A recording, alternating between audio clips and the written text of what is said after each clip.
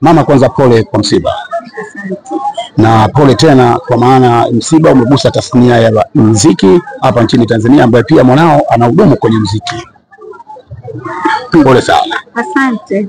Labda taarifa iliyokufikia kutoka kwa Meja Kunta na kile ambacho mama kimekugusa kwa namna moja au nyingine, ukasema leo siwezi kukosa kufika hapa kwa ajili ya kumfariji kijana wangu Meja Kunta. Unaweza kusema kwa hisia zako mama?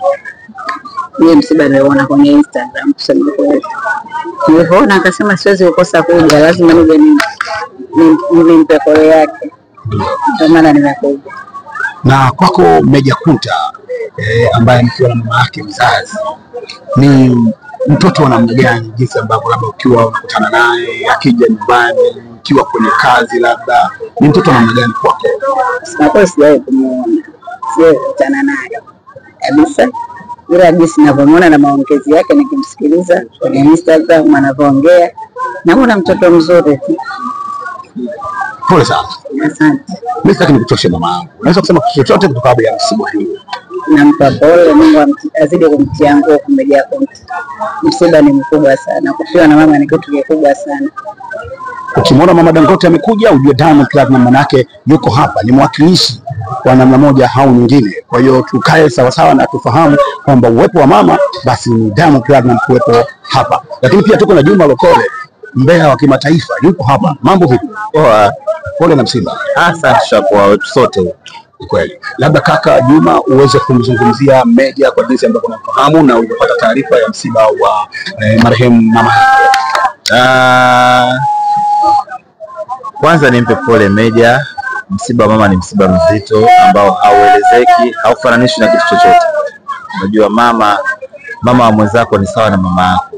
Kwa hiyo inapomkuta mwenzio, basi huna budi kwenda kumshika mkono na kumjulia hali.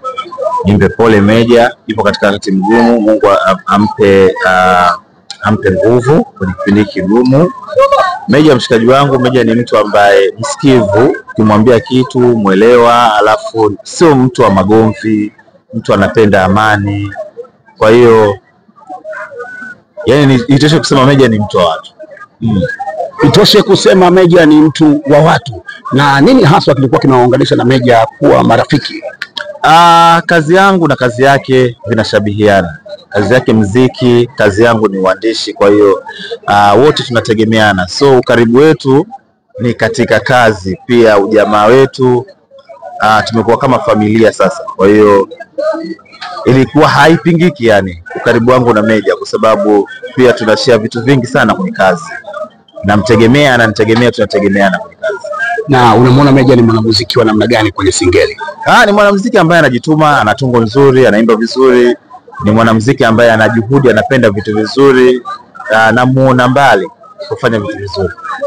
Neno lako kwa msiba huu mzito ambao umetukumba sisi kwa kuondokewa na mama yetu, kwa maana ya mama yake Meja Kunta? Pole kwa Meja, pole kwetu sisi wote wa Tanzania. Lake la kwetu sisi kikubwa tu tumwombee mama yetu apumzike mahala pema peponi. Basi tuzidishe dua. Mama Dangote, na lolote? Sina.